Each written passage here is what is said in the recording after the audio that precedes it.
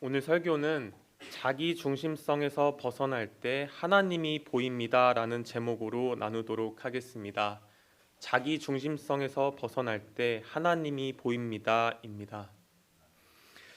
제목에서 자기 중심성은 단순히 이기심을 넘어서 하나님의 뜻보다 자기 생각을 또 자기 감정을 자기 이익을 삶의 기준으로 삼는 것을 말합니다.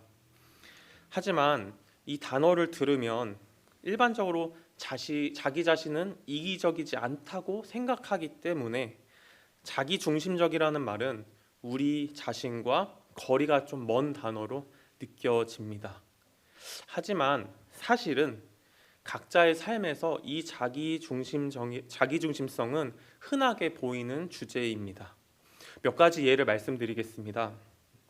먼저 삶을 살아가다 보면 정말 다양한 일을 경험하는데 상식적으로 납득이 안 되는 경우가 많습니다. 그래서 서로의 모습을 보면서 상식적이지 않다고 욕합니다. 그러다 보니 경험이 쌓일수록 거침없이 행동하는 사람이 많이 나타납니다. 왜냐하면 체득이 되기 때문입니다. 다른 사람들처럼 상식적이지 않아도 속 편하게 하고 싶은 대로 하면 그러면 자기 자신은 좀 더 덜 손해보기 때문입니다. 또 다른 사례로 우리가 삶을 살아가면서 안타까운 소식을 접하지 않습니까? 최근 캄보디아 납치 살인 사건도 그렇고 2022년 요맘때이지요. 이태원 압사 사고가 있었습니다. 2010년 3월 26일에는 천안함 사건이 있었고 그 같은 해 11월 23일에는 연평도 포격 도발 사건이 있었습니다. 참 안타까운 일들이지만 솔직히 어떤 일을 보더라도 자신과 직접적인 관련이 없으면 금방 잊게 됩니다. 각자의 삶에 큰 영향을 주지 못합니다. 반면에 회사에서 일어나는 아주 작은 일이더라도 만약 자신을 귀찮게 하거나 조금이라도 자신에게 피해를 주면 이야기가 달라집니다. 삶에서 아주 중요한 문제가 되고 자신의 마음을 들었다 놨다 합니다. 아무리 작은 일이더라도 한번 마음이 흔들리기 시작하면은 통제가 잘 어렵고 사람들은 그 스트레스를 해소하기 위해서 여러 방법을 찾아다니곤 합니다. 취미생활, 쇼핑, 투자, 여가 활동, 인간관계로 그 마음에 쌓인 쓰레기를 비워냅니다. 그래서 교회에 출석하는 사람들은 그래도 하나님을 찾는데요. 정말 하나님께 나와서 정말 나를 지켜보고 계시냐고, 나를 정말 사랑하시냐고 묻습니다. 전까지만 해도 냉담했던 신앙이 갑자기 간절한 연인 관계가 되어서 자신의 상황을 알아달라고, 문제를 해결해달라고 기도합니다. 그렇게 한바탕 쏟아놓고 나면은 놀라울 정도로 고요함과 침묵을 경험합니다. 이 고요함과 침묵에 대해서 역시 신앙 별것 없어 라고 말하거나 아니면 마음 풀린 것에 만족하면서 하나님 나중에 다시 만나요 라고 말하고 또다시 다른 문제가 생기기를 기약하면서 집으로 돌아갑니다. 이처럼 삶과 신앙은 연결되어 있기 때문에 삶에서의 자기중심성은 신앙의 자기중심성으로 나타나게 됩니다. 이번에는 저를 가르치신 한 교수님의 일화를 말씀드리겠습니다. 이제 다음 달이면 수능과 임용고시가 있습니다. 우리 교회에서도 대학 입시생이 3명, 임용고시생이 2명이 있습니다. 계속해서 함께 기도 부탁드립니다. 아무튼 자녀가 시험을 준비한다고 하면은 부모님들도 많이 떨리곤 합니다. 그래서 수능 시험 당일 보면 교회마다 부모님들이 모여서 아침부터 저녁까지 기도하는 것을 심심찮게 볼 수 있습니다. 저희 교수님도 이제 한 만학도, 그러니까 늦게 공부를 시작하시는 전도사님이 찾아와서 자신의 자녀가 시험을 앞두고 있기 때문에 기도를 요청했다고 합니다. 근데 이 요청에 대한 저희 교수님의 답변은 아주 놀라웠습니다. 하지만 생각할 주제를 던져 주었습니다. 이렇게 대답했다고 합니다. 전도사님의 자녀를 위해 기도하면 하나님께서는 전도사님의 자녀를 위해서 다른 성도의 자녀를 떨어뜨리십니까? 네, 이 답변에 대해서 개인마다 생각이 다르시겠지만 이제 이 말은 우리의 신앙의 모습이 기도는 하나님께 하지만 사실 목적은 오로지 자기 욕심에만 있는 모습을 꼬집는 말입니다. 지금까지 말씀드린 예화들은 특수한 상황을 말씀드린 것이 아니라 우리 삶에 있는 일반적인 삶과 신앙의 모습이었습니다. 그리고 속에는 자기 중심성이 있었습니다. 이처럼 우리는 생각보다 하나님과의 관계에서 하나님의 뜻을 찾기보다 우리의 욕심에만 초점을 맞추곤 합니다. 이러한 자기 중심성은 때로는 지켜줄 수 있는 도구가, 자기 자신을 지켜줄 수 있는 도구가 되겠지만 동시에 이것이 정말 당연한 것이 되면 그 순간 자기도 모르게 주변 사람들에게 피해를 주게 됩니다. 그렇기에 참 어려운 주제인 것 같습니다. 성경에서도 왕들의 모습 속에서 이러한 자기 중심성이 많이 나타납니다. 사울의 자기 중심성은 말씀을 안 드려도 잘 아실 것 같습니다. 사무엘상 15장 13절에서 사울은 아말렉의 모든 것을 진멸하라고 하신 하나님의 명령을 어기고서도 진심으로 회개하지 않았습니다. 그리고 자신을 버리겠다고 하는 하나님의 말씀 앞에서 사울의 반응은 이랬습니다. 사무엘상 15장 30절입니다. 이르되 내가 범죄하였을지라도 이제 청하옵나니 내 백성의 장로들 앞과 이스라엘 앞에서 나를 높이사 나와 함께 돌아가서 내가 당신의 하나님 여호와께 경배하게 하소서 하더라. 하나님이 자신을 어떻게 판단하시는지는 중요하지 않고 자신의 명예와 권력이 중요했습니다. 그러더니 사무엘상 18장에서는 블레셋과의 전쟁을 이기고 온 다윗에게 했던 여자의 말 한마디, 사울은 천천히요, 다윗은 만만이라는 말 한마디를 듣고서 다윗을 시기하고 두려워하고 죽이려고 했습니다. 요즘 말로 하면 사울이 여인의 말에 긁힌 것입니다. 하나님의 말씀은 이 자기 중심성에서 벗어나야 하나님의 뜻을 조차 살아갈 수 있다고 보여주지만 정말로 따르기가 어렵습니다. 많이 가질수록, 높은 자리에 올라갈수록, 경험이 늘어날수록, 책임질 것이 많아질수록 더욱 그런 것 같습니다. 오늘 말씀 다니엘서를 봐도 이것을 잘 보여줍니다. 특히 느부갓네살과 다니엘의 모습은 극명하게 갈립니다. 먼저 느부갓네살 왕 하면 유다를 멸망시킨 왕으로 다들 잘 알고 계실 것 같습니다. 열왕기하 25장 8절에서 9절입니다. 바벨론 왕 느부갓네살의 19째 해 5월 7일에 바벨론 왕의 신복 시위대장 느부사라단이 예루살렘에 이르러 여호와의 성전과 왕궁을 불사르고 예루살렘의 모든 집을 귀인의 집까지 불살랐으며, 공식적으로 신바벨론 제국의 왕 느부갓네살 2세는 왕이 되기 전부터 메대와 미디아이지요, 이런 나라들과 함께 결성한 연합군의 총사령관으로서 아시리아를 무너뜨리는 데 주요 역할을 했습니다. 기원전 605년 갈그미스 전투라고 하는 곳에서 요시야 왕을 죽였던 바로 느고 2세를 무찔러서 다시는 이집트가 나일강을 넘어오지 못하도록 팔레스타인에서의 바벨론의 힘을 확실하게 보여주기도 했습니다. 고구려의 장수 왕이 광개토 대왕을 이어서 그 전성기를 완성했듯이 느부갓네살 왕은 아버지 나보플라살을 그 이어서 고대 서아시아의 패권을 장악했습니다. 이렇게 위대한 일을 이룬 왕이니 얼마나 하늘 무서운지를 몰랐겠습니까? 오늘 말씀에서 느부갓네살 왕은 박수와 술객과 점쟁이와 갈대아 술사들에게 말도 안 되는 요구를 했습니다. 다니엘 2장 5절입니다. 왕이 갈대아인들에게 대답하여 이르되 내가 명령을 내렸나니 너희가 만일 꿈과 그 해석을 내게 알게 하지 아니하면 너희 몸을 쪼갤 것이며 너희의 집을 거름더미로 만들 것이요. 얼마만큼 자신의 권력에 대해 자신이 있었으면 술사들을 다 죽이겠다고 한 것입니다. 당시 술사들은 우리가 생각하는 그 단순한 점쟁이가 아니었습니다. 지혜자였고 책략가였고 무엇보다 당시 고대 서아시아 문화 안에서 이들은 신의 메시지를 전달하는 중요한 위치의 사람들이었습니다. 따라서 느부갓네살 2세의 모습이 의미하는 것은 신은 필요 없고 혼자서도 잘 통치할 수 있음을 의미합니다. 당시 술사들은 많이 난처했던 것 같습니다. 신의 뜻을 전달하는 자들이지만 해석을 해왔던 것이지 알지도 못하는 꿈을 알아낼 수는 없었기 때문입니다.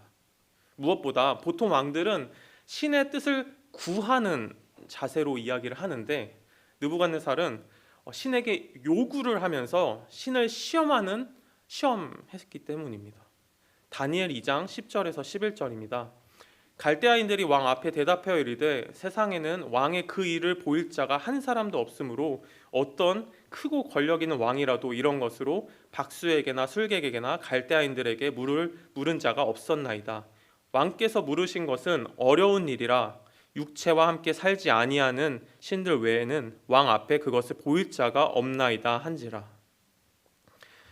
술사들은 느부갓네살의 요구가 정상적이지 않다고 말하면서 아무도 그 일을 할 수 없고 하늘의 신만이 직접 보일 수 있다고 말했습니다. 이것은 왕의 권위를 자극했고 의심은 분노로 바뀌었습니다.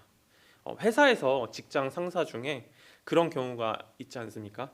그러니까 업무 보고만 하면 스무고개를 하는 것처럼 20번 수정하라고 합니다. 자신의 의도를 맞춰보라고 합니다. 근데 알고 봤더니 자신도 딱히 좋은 생각이 있었던 건 아니고 열심히 조사해서 그 보고한 자료가 참고 자료 정도로 여기고 그리고 결국에 나중에는 자신이 생각해낸 거를 그냥 끌고 갑니다. 네, 많이 화가 납니다.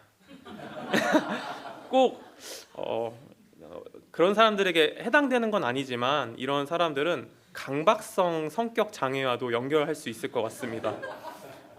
이런 유형의 사람들은 자신이 통제하면 완벽하게 할 수 있다는 환상을 가지고 있어서 타인을 통제합니다. 계획을 세움으로써 자기 내면의 불안감을 없애려고 합니다. 그리고 계획에 어긋나면 심한 불안을 느끼고 사람의 작은 실수에도 분노하며 자신의 생각한 방법 외에는 용납하지 못합니다. 혹시 MBTI의 끝이 J인 분이 있으십니까? 네, 제가 손을 들고 있습니다. 네, 또 혹시 그 J 점수가 극단인 분이 있으십니까? 네, 제가 또 손을 들고 있습니다. 그래서 이런 분들은 좀 조심할 필요가 있어 보입니다.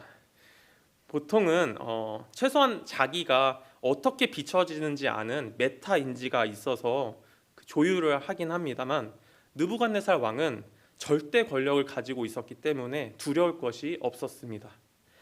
그런데 오늘 말씀은 느부갓네살의 자기중심성을 비판하는 데에 목적이 있는 것은 아닙니다.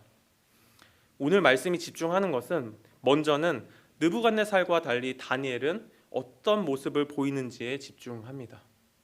다음은 느부갓네살을 보면서 어떻게 사람이 저럴 수 있냐고 푸념하기보다 하나님께서 그렇게 자기중심적이던 사람을 어떻게 변화시키시는지에 집중합니다. 다니엘에게는 확실히 느부갓네살에게 느껴지는 자기중심성이 보이지 않습니다. 어떻게 저렇게 살 수 있나 싶을 정도로 하나님의 뜻을 위한 결단력 있는 모습, 목적의식을 보입니다. 현재 월요일 아침마다 다니엘서를 살펴보고 있는데 1장에서 나눈 내용은 하나님께서 하나님의 자녀들의 믿음의 결단을 지켜보시고 그 믿음의 결단을 지켜나갈 수 있도록 인도하신다는 거였습니다. 여기에 더해 믿음의 결단이 단순히 한 사람, 개인의 영역에서 끝나는 것이 아니라 하나님께서는 그 사람을 통해서 하나님의 일을 이루어 가시고 그 하나님의 역사를 함께 이루기 위해 사명을 부여하신다는 거였습니다. 하나님께서는 상황상 그렇게 하지 않아도 또 뭐라고 할 사람이 없는 그럼에도 결심한 다니엘과 세 친구의 중심을 기쁘게 받으셨습니다. 그들의 뜻을 지킬 수 있도록 인도하셨습니다. 그뿐만 아니라 그들에게 지혜와 지식을 주셨고 다니엘은 모든 환상과 꿈을 깨달아 알 수 있도록 하셨습니다. 이런 하나님의 은혜는 2장 오늘 말씀에서 받게 될 다니엘의 사명을 위한 준비였습니다. 그리고 오늘 말씀에서는 그 받은 능력으로도 해결할 수 없는 모든 술사들이 하늘의 신 이외에는 알 수 없다고 말하는 비밀을 다니엘에게 보여주셨습니다. 다니엘 2장 19절입니다. 이에 이 은밀한 것이 밤의 환상으로 다니엘에게 나타나 보임에 다니엘이 하늘에 계신 하나님을 찬송하니라. 제가 자주 이야기하는 것인데 이렇게 완벽한 사람이 성경에 등장하면 보통은 성경을 이렇게 덮게 된다고 말씀을 드렸습니다. 그러면 하나님 이대로가 좋습니다라고 말하거나 이 말씀은 내 상황과는 달라. 나는 그렇게 살지 못하고 있고 그렇게 살기도 어려워라고 스스로를 달랩니다. 그런데 오늘은 그럴 필요가 없습니다. 다시 성경 피시면 됩니다. 오늘 말씀을 보면 하나님께서 능력을 주셔도 매번 하나님이 주시는 은혜가 없으면 각각의 문제들은 해결할 수 없다는 것을 보여주기 때문입니다. 매번 하나님의 은혜를 받는 것이 중요합니다. 다니엘도 능력을 받았지만 그것으로는 해결할 수 없는 시험 속에서 하나님의 도움을 구했습니다. 그래서 능력도 중요하지만 능력보다 더 중요한 것이 하나님과 동행하는 것입니다. 일단 동행부터 해야 능력이든 하나님의 뜻이든 구할 수 있고 그런 사람만이 훈련과 성장이 가능하기 때문입니다. 엘리야도 마찬가지입니다. 열왕기상 18장에서 엘리야는 바알 선지자, 아세라 선지자 850명과 맞서 승리하고 기도할 때에 오랫동안 내리지 않던 비도 내리게 했지만 이세벨의 살해 위협 속에서 좌절을 경험했습니다. 그리고 하나님께서 호렙산으로 이끄셔서 깨닫게 하실 때 그는 북이스라엘의 멸망을 준비하는 사명을 맡을 수 있었습니다. 종교 개혁자 중에서 마틴 루터에 대해서 잘 아실 것 같습니다. 특정 교단에서는 마틴 루터를 신격화해가지고 칭송하곤 하는데 사실 마틴 루터는 보통 1525년 농민혁명을 기점으로 전기 루터와 후기 루터로 나뉘어 극명하게 평가됩니다. 긍정적으로 평가되는 전기 루터의 경우에는 면죄부와 성 베드로 성당 건축, 그리고 연옥설에 대한 교황의 권한, 그리고 그 세상에서 덕을 쌓으면 천국의 보화를 쌓는다는 공덕사상 같은 것들이 말씀을 왜곡하고 교회를 왜곡시킨다고 외치면서 로마 교회와 대결했습니다. 지금 사진 하나 보시면 루터의 담대한 표정이 나오는데요. 아마 한 번쯤은 이런 유형의 그림을 보신 적이 있을 것 같습니다. 이것은 아마 AI로 좀 바꾼 그림인데, 그런데 마틴 루터가 신앙의 열심을 따라 글을 작성하긴 했지만 사실 처음부터 자신의 글이 종교개혁이라는 거대한 바람을 일으킬 기대를 한 것은 아닙니다. 오히려 주요 학자들과 토론을 위해서 95개조 반박문을 작성해가지고 조심스럽게 편지로 발송을 했습니다. 근데 그 편지가 활자의 발달로 인해서 사람들에게 퍼지고 종교개혁이라는 소용돌이로 빨려 들어가게 된 것입니다. 마틴 루터도 자신도 모르게 종교개혁의 핵심 자리로 이끌렸습니다. 그리고 종교개혁 시기 동안 하나님의 은혜가 없으면 맡겨진 사명을 감당할 수 없을 만큼의 위험 속에서 살아야 했습니다. 다니엘은 하나님의 은혜로 황명을 멈추고 나서 느부갓네살을 만날 수 있었고 시간을 벌어서 사드락 메삭 아벳느고와 함께 이 일을 위해서 기도할 수 있었습니다. 하나님께서는 그 결과 환상을 보여주셨고 느부갓네살의 꿈을 해석할 수 있었습니다. 그리고 다니엘은 자신이 하지 않았다, 자신은 아무 능력이 없지만 하나님께서 보내셨고 이루셨다고 하나님의 이름을 높였습니다. 마지막까지 도구로서 사명을 잊지 않았습니다. 지금까지 자기 중심적이던 느부갓네살 왕과 하나님 중심적이던 다니엘을 살펴봤습니다. 앞서 오늘 말씀의 초점은 느부갓네살의 모습을 비판하는 것에 있지 않고 하나님께서 자녀를 사용하실 때에 자기 중심적이던 사람이 어떻게 변하는지 집중한다고 말씀드리지 않았습니까? 하나님 중심적이던 다니엘을 통해서 느부갓네살은 하나님을 찬양하게 되었습니다. 다니엘 2장 46절 47절입니다. 이에 느부갓네살 왕이 엎드려 다니엘에게 절하고 명하여 예물과 향품을 그에게 주게 하니라. 왕이 대답하여 다니엘에게 이르되 너희 하나님은 참으로 모든 신들의 신이시요 모든 왕의 주제시로다. 내가 능히 이 은밀한 것을 나타내었으니 내 하나님은 또 은밀한 것을 나타내시는 이시로다. 느부갓네살 왕은 술사들이 시간을 지연하면서 상황을 적당히 보면서 거짓으로 꾸민다고 그런 것들을 왕에게 이야기해 준다고 생각했던 사람입니다. 그런데 바벨론의 모든 술사들을 죽이려고 했음에도 그랬던 느부갓네살이 스스로 하나님을 찬양하고 있는 것입니다. 다른 술사들도 하늘의 신이 아니면 느부갓네살 왕의 꿈을 알 수 없다고 말한 것이 다니엘을 통해서 드러날 때 느부갓네살은 여호와 하나님이 최고이고 신처럼 여겨지는 자신, 그러니까 왕인 자신보다 높은 분임을 깨닫고는 그 대리자인 다니엘에게 엎드렸습니다. 하룻 강아지가 범 무서운 줄 아는 것처럼 그렇게 된 것입니다.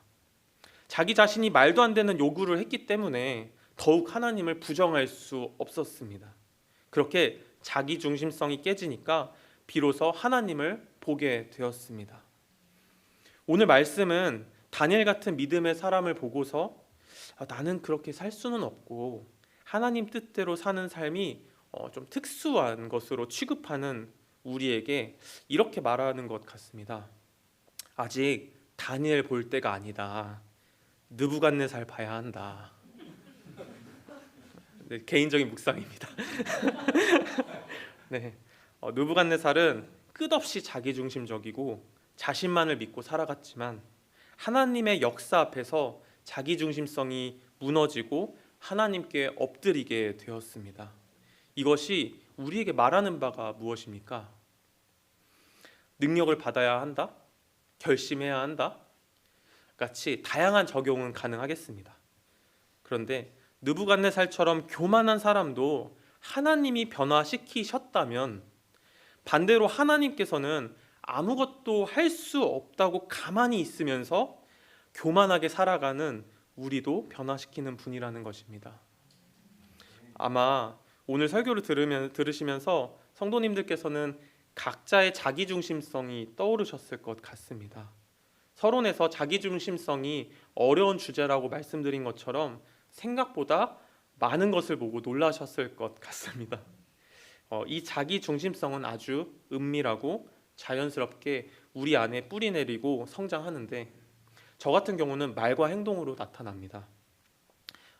예를 들면 적어도 나는 그렇게 생각해 라고 말을 많이 합니다. 이 말 속에는 상대방을 설득시킬 가망은 보이지 않고 상대방의 말이 옳다고 생각하지는 않고 그렇기 때문에 자신의 생각만 이야기하는 것입니다. 또 제가 많이 보이는 자기중심성에는 시간 약속에 대한 것도 있습니다. 이번 밀양 비전 트립에서 최인기 선교사님께서 이주민들과 시간 약속을 하면 지키는 법이 없다고 하셨는데 그러면서도 자기들 회사 출근 시간은 철저히 지킨다는 것입니다. 그러니까 우스갯소리인데 선교사님은 그렇기 때문에 선교사는 시간 약속에 관대해야 된다를 말씀하신 겁니다. 근데 해군에서는 15분 전, 5분 전이라는 문화가 있습니다. 그러니까 15분 전에는 모든 사람이 과업을 시작하도록 모이기 시작해야 되고 5분 전에는 그 과업을 당장이라도 시작할 수 있게 대기를 하고 있어야 됩니다.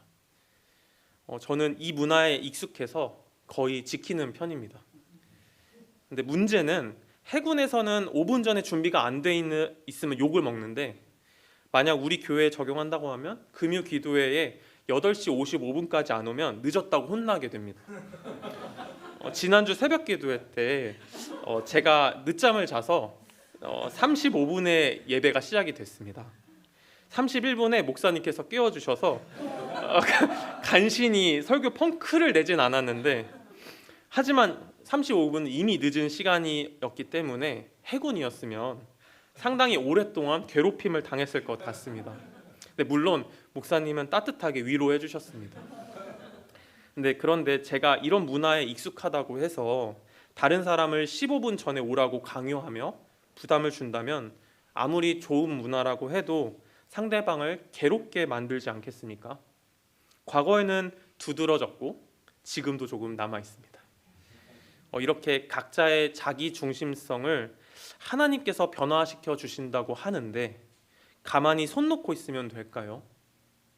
우리는 어떻게 해야 될까요? 하나님께서 느부갓네살 왕에게 다니엘을 붙이셔서 그 생각을 바꾸시고 하나님의 살아계심을 보여주시고 자기 중심성을 깨트리셨듯이 우리의 삶에서도 하나님께서는 분명히 역사하실 것입니다.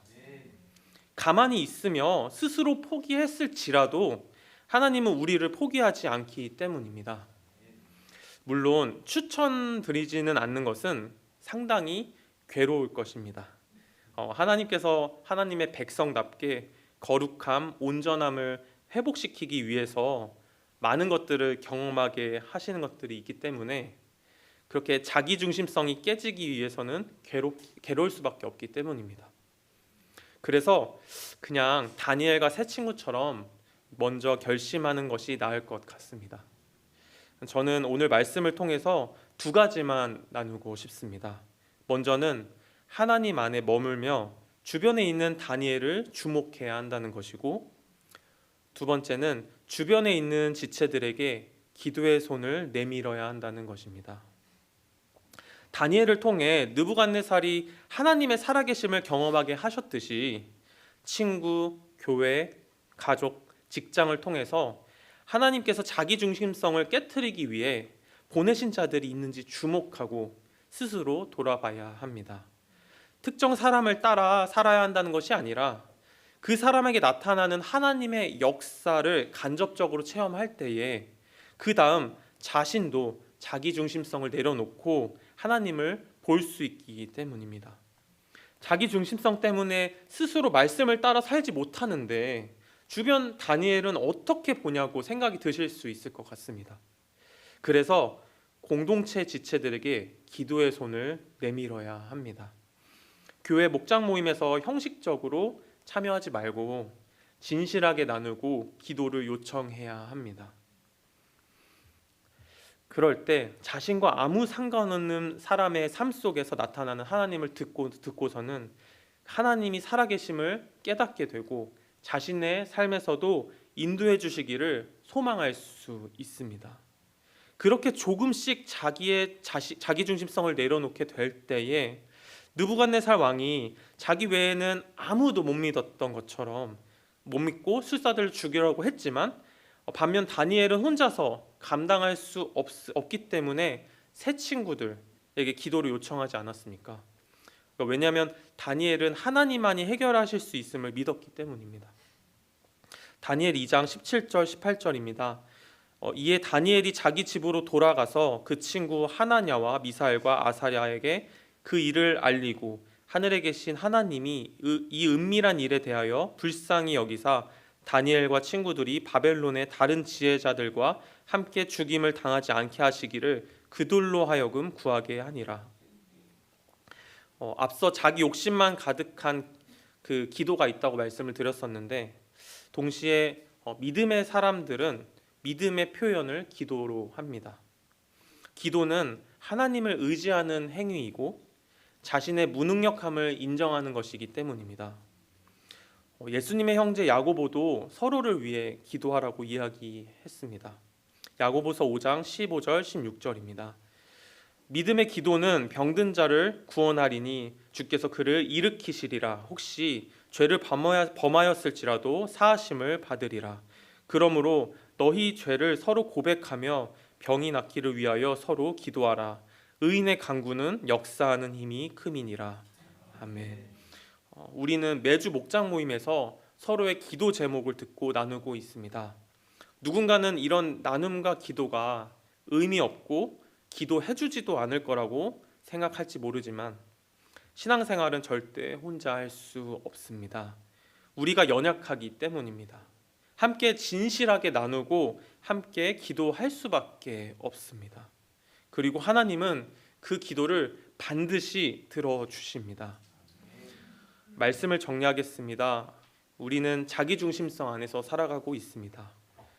정도의 차이는 있지만 이 자기중심성은 하나님을 못 보게 만듭니다. 하나님께서는 느부갓네살 왕의 자기중심성으로 인해서 그 백성들이 희생되지 않도록 다니엘에게 지혜와 지식을 주시고 왕 앞에 세우셨습니다. 그 결과 느부갓네살 왕은 하나님의 살아계심을 경험했고 다니엘에게 절하고 하나님의 이름을 찬양했습니다. 이방 신들은 죽었고 하나님만 살아있는 신임을 바벨론에서 드러냈습니다. 우리가 믿음이 부족하고 스스로 생각에 갇혀 있을 때, 그리고 아무것도 할 수 없다고 좌절할 때에도 하나님께서는 우리 주변에 다니엘을 보내시고 하나님께서 살아계심을 보여주십니다. 이것이 하나님의 일하심입니다. 그렇기 때문에 우리는 겸손히 옆에 있는 지체와 함께 기도해야 합니다. 자기 힘으로 아무것도 할 수 없기 때문에 하나님을 신뢰하고 기도해야 합니다. 바라기는 우리 모두가 주변의 지체를 하나님께서 보내신 다니엘로 여기고 그들을 통해 하나님을 볼 수 있기를, 자신이 다니엘과 같은 지체가 되기 소망하기를 주님의 이름으로 소망합니다. 그리고 함께 기도하는 공동체가 되기를 주님의 이름으로 소망합니다. 그럴 때 자기중심성에서 벗어나 하나님을 볼 것입니다. 기도하시겠습니다. 하나님, 저희는 여러 이유로 변명하면서 하나님의 뜻에 순종하지 못할 때가 많습니다. 하나님께서는 회복의 길, 생명의 길을 준비하시고 초청하시는데 그 길을 보는 것이 참 어렵습니다.